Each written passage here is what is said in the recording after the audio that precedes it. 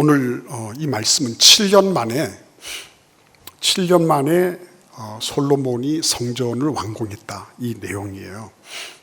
근데 우리는 자꾸만 이런 내용들을 보면서 무슨 생각을 하냐면 솔로몬이니까 그렇다, 솔로몬이니까 지혜가 있으니까 다 이렇게 마음먹은 대로 모든 게 착착착착 다 이루어질 것이다, 이렇게 생각해요.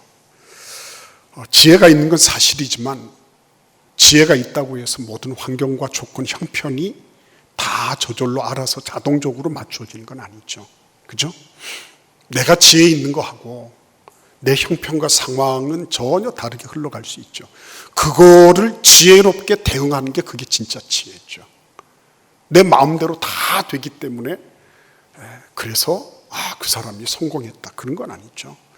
내 마음대로 안 되는 그런 상황이 있다 할지라도 그것을 극복해내고 이겨내고 그리고 바람직하고 그리고 이상적인 그 모습으로 나아갈 수 있는 거, 그게 진짜 지혜죠.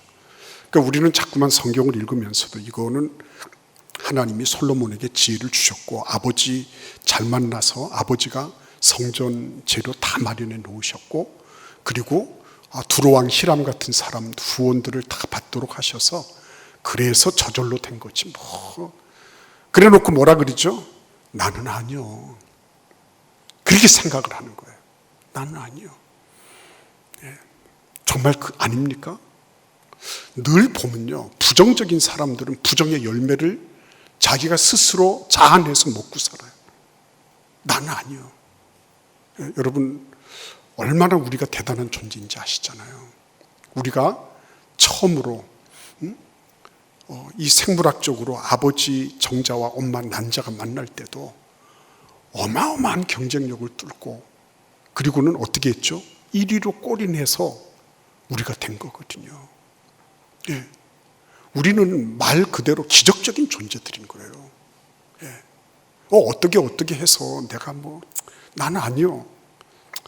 솔로몬은 지혜도 있고 다 그렇지만 나는 아니요. 이렇게 하기에는 우리가 하나님으로 말미암아 존재하게 된 그 모든 것들을 보더라도 우리는 정말 엄청난 경쟁력과 그것을 뚫고 나온 그런 이력이 있는 분들이라는 거예요. 천하보다 더 귀하다고 하는 말이 그냥 나온 말이 아닌 겁니다.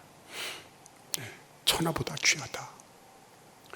근데 여러분, 천하보다 귀한 분들이 성경을 읽을 때에 이게 그냥 자동으로 됐을 것이다, 천만의 말씀이죠. 그러니까 어떤 분은 그 정반대로 생각한 분들이 있었어요.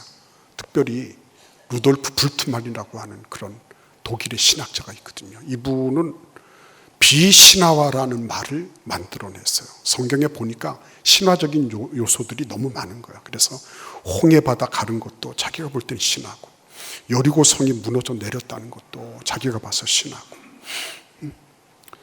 오병이어 이런 얘기들도 다 신화고, 예수님이 처녀에게 잉태되셔서 부활하셨다, 이런 것도 자기가 봐서는 전부 신화적인 거예요. 그래서 이 모든 성경에서 신화적 요소들을 다 벗겨내야지 성경을 제대로 볼 수 있다, 이렇게 생각했어요.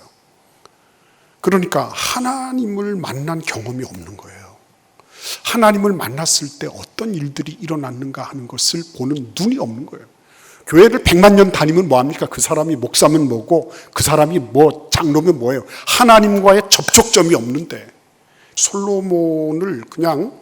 솔로몬이 지혜로 모든 성전을 7년 만에 잘 했습니다. 그리고는 자기는 거기에서 나는 솔로몬이 아니므로, 나는 사도 바울이 아니므로, 나는 베드로가 아니므로, 나는 다윗이 아니므로 나는 거기에서 다 빠져나옵니다. 우리 집 애들도 그렇고 우리는 다 그런 존재가 아니 됩니다, 이렇게 생각하는 거 있죠. 그래서 하나님의 말씀과 나를 완전히 분리시켜 버리는 거예요. 그거를 자기는 합리적이고 자기가 자기를 잘 인식하고 있는 것처럼 착각하는 거죠.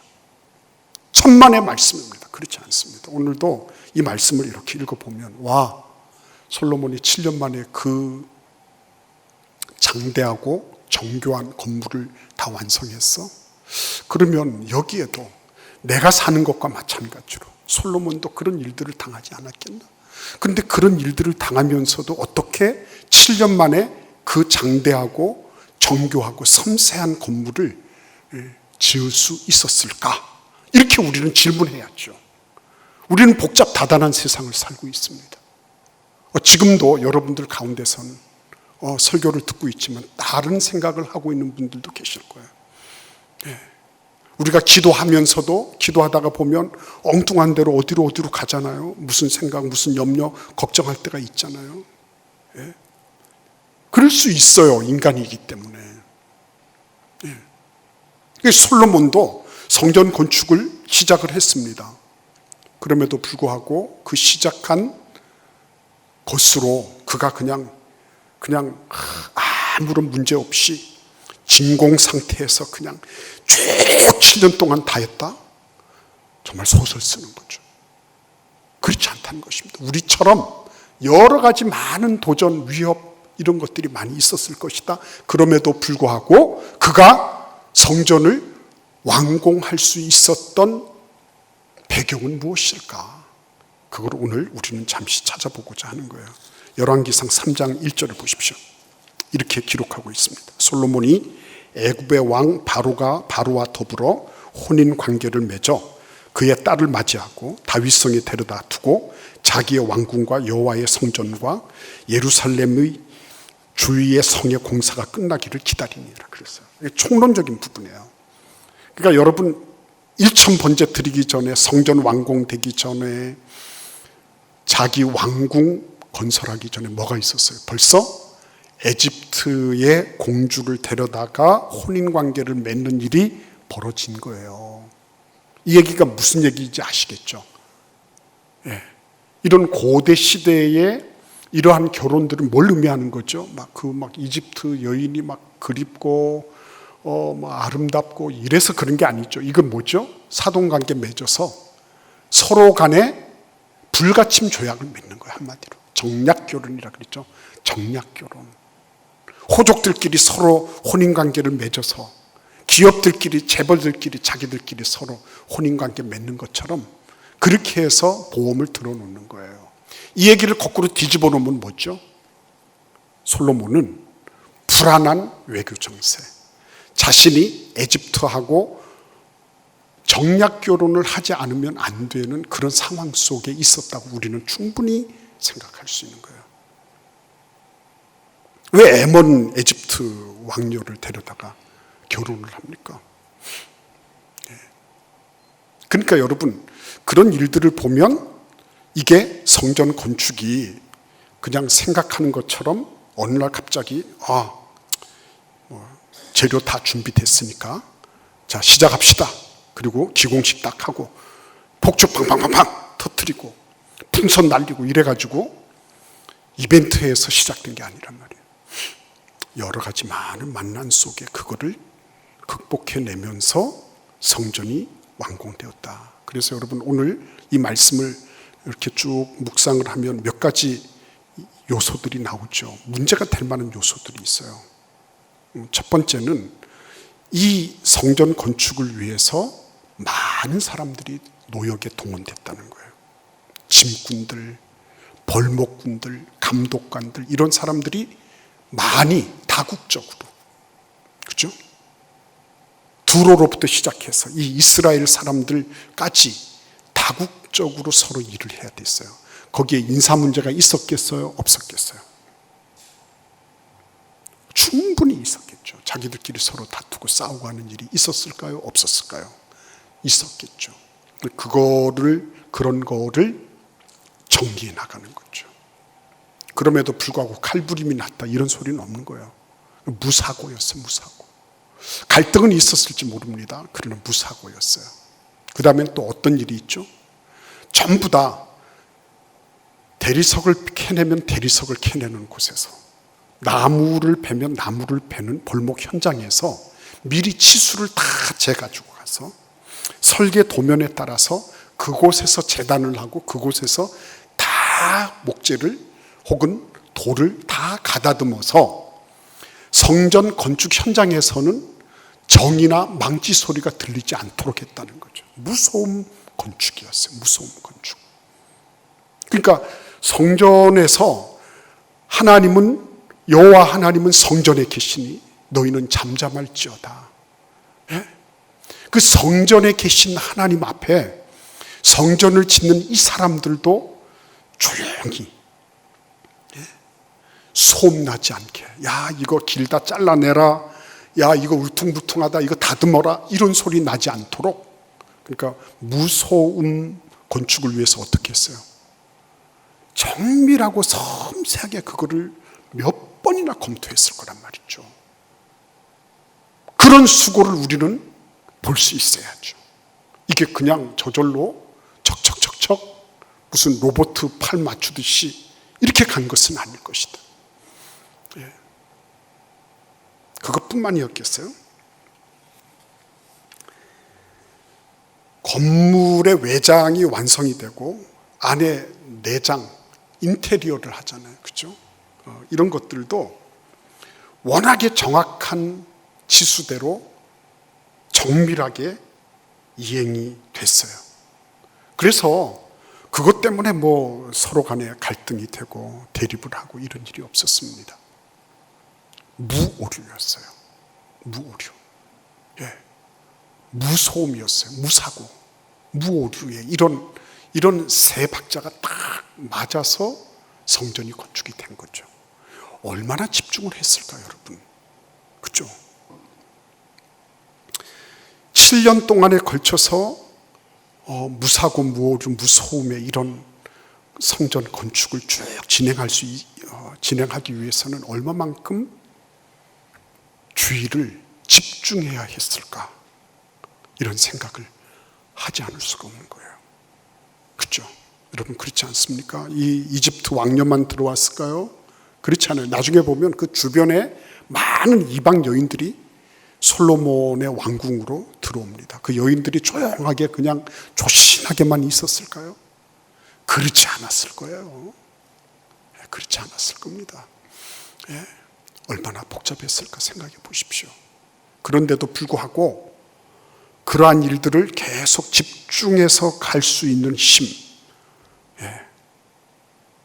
여러분 저는 우리 교회가 이제 85주년 맞이하면서 하나님 앞에 너무너무 감사한 거예요. 오늘도 어떤 분이 저한테 어떤 권사님이 이렇게 편지를 써서 주셨어요. 우리 교회 온 지 40년이 됐습니다. 예, 그러시면서 내가 몸이 이렇게 아프고 이렇게 하고 목사님 제가 서운한 얘기 좀 할게요. 막 적어 오셨어요. 외로우시다고. 전화 한 통 해주면 좋겠다고 그러셨어요.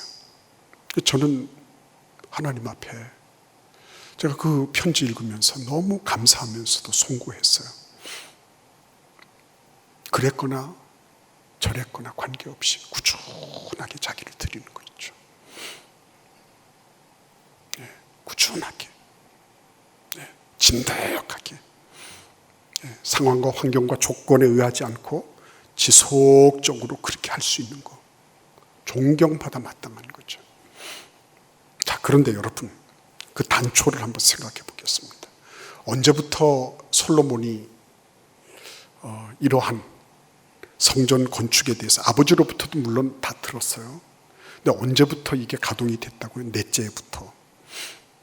그때가 21살에 즉위를 했어요. 25살쯤 됐죠. 가장 혈기왕성할 때죠. 그죠? 그리고 7년 동안 성전을 건축한 거예요. 근데 그 와중에 이걸 계속 집중할 수 있는 힘이 어디에서 생길까? 이거를 저도 고민하면서 찾아봤습니다. 그랬더니 하나님이 주신 말씀이 있었어요. 그게 뭐냐면 야곱이 라헬하고 결혼할 때 장면이에요. 야곱이 외삼촌 라반의 집에 갔다가 어떤 일이 생겼죠? 그만 라헬을 연애하게 됐다 그랬죠. 라헬을 연애하면서 라헬하고 결혼하려고 마음먹어서 외삼촌한테, 장인 어르신이 될 외삼촌한테 허락까지 다 받았는데 결혼 당일날 이렇게 보니까 언니인 레아가 들어와 있는 거예요. 그래서 이게 어떤 일입니까? 자기가 사기꾼인 거는 생각하지 않고 외삼촌한테, 외삼촌, 당신이 나를 이렇게 속여먹고 사기를 칩니까? 그랬거든요. 그러니까 외삼촌이 뭐라 그랬어요? 그러면 네가 그렇게 좋아하는 나이를 줄 테니까, 그러니까 너 나를 위해서 7년간 일해줄 수 있겠니? 이렇게 됐죠. 타협을 봤어요. 근데 7년을 일하면서 뭐라 그랬죠? 7년을 며칠 동안이라고 여겼다는 거예요. 며칠.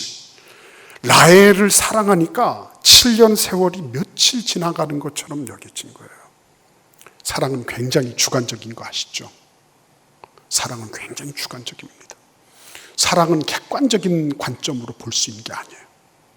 그러니까 우리 어머니도 어떻게 하세요? 우리 어머니들도 제가 짬밥을 먹고 군대에서 볼이 이렇게 통통하게 찧어서 갔는데도 우리 엄마가 저를 만났을 때 그러셨어요. 야야, 니는 어떻게 이렇게 살이 야였노? 이랬어요. 딱 보면은 이게 살이 쪄가지고 통통한데, 근데 야인 거예요. 군 생활에서 살찐 것만 보이는 게 아니죠. 얘가 얼마나 훈련 받으면서 힘들었을까? 고참한테 맞지는 않았을까? 뭐 이런 거 저런 거 생각하니까 그게 전부 야유인 걸로 다 여겨질 수도 있는 거예요. 사랑은 맹목입니다. 사랑하면 이것저것 논리성이나 이성적인 어떤 합리성이나 이런 게 하나도 거긴 적용되지 않아요. 사랑은 무지무지하게 주관적인 거예요. 그러니까 7년 동안 라헬을 연애하니까 7년 세월이 이게 며칠 쑥 지나간 걸로 끝나버린 거예요. 사랑은 그렇게 힘이 있는 겁니다. 사랑은 그래서요, 이 솔로몬의 7년하고 이 라헬의 7년은 별반 다를 바가 없겠다. 그러면 사랑은 어디서 나오는 거예요? 그런 사랑은. 뭐 라헬이 이쁘게 생겼으니까 야곱이 그렇게 달려들었을 거다. 뭐 그거는 이해가 돼요. 근데 솔로몬은 그 사랑을 어디서 찾았을까요? 아버지가 야, 너 하나님 사랑해 이래가지고 예, 말씀대로 사랑하겠습니다. 그래서 그랬을까요? 물론 그럴 수도 있어요. 그러나 여러분, 우리가 꼭 기억해야 될 건 뭐냐면 이 요한복음 14장 21절부터 먼저 찾아보겠습니다. 요한복음 14장 21절 먼저 찾아보겠습니다. 신약성경 170입니다. 같이 읽어보겠습니다. 나의 계명을 지키는 자라야 나를 사랑하는 자니 나를 사랑하는 자는 내 아버지께 사랑을 받을 것이요 나도 그를 사랑하여 그에게 나를 나타내리라. 나의 계명을 지키는 자라 나를 사랑한다 그랬어요. 근데 그 사랑하는 것은 무엇으로 드러나느냐? 말로 드러나거나 이게 아니라 사랑하면 계명을 지켜요. 그 사람이 얼마나 불처럼 봉사 많이 했냐 이걸로 나타나는 게 아니에요. 말씀을 순종하는 것으로 하나님에 대한 사랑 나타나요. 그런데 그 사랑으로 그치지 않고 어떻게 하죠? 나도 그를 사랑하여 그에게 나를 나타내리라 그랬어요. 말씀을 순종하면서 뭐가 나타난다고요? 예수님이 어떠한 분이신지가 점점 더 확실하고 분명하게 드러나는 거예요. 내가 순종한 만큼 예수님의 비밀을 알게 돼요. 그게 계시예요. 내가 말씀을 따라 순종해보고 말씀을 따라 경험해본 결과가 뭐예요? 그래서 내가 어느 날 갑자기 뭐가 잘 풀리고 형통하게 되고 그런 게 아니라 예수님이 어떤 분이신지를 더 분명하게 확실하게 알게 되는 거예요. 내가 그 말씀을 따라 경험해 보면 계시적인 사건이 나에게 말씀에 이루어진 말씀에서 약속하시고 있는 이 계시적인 사건이 나에게도 적용된다는 걸 알게 되는 거예요. 이게 나하고 전혀 분리된 나하고 아무 상관없는 말씀이 아니고 이 말씀이 나에게도 적용되는 거구나. 이걸 알게 되는 거예요. 얼마나 감사한 겁니까? 솔로몬이 경험한 건 뭡니까?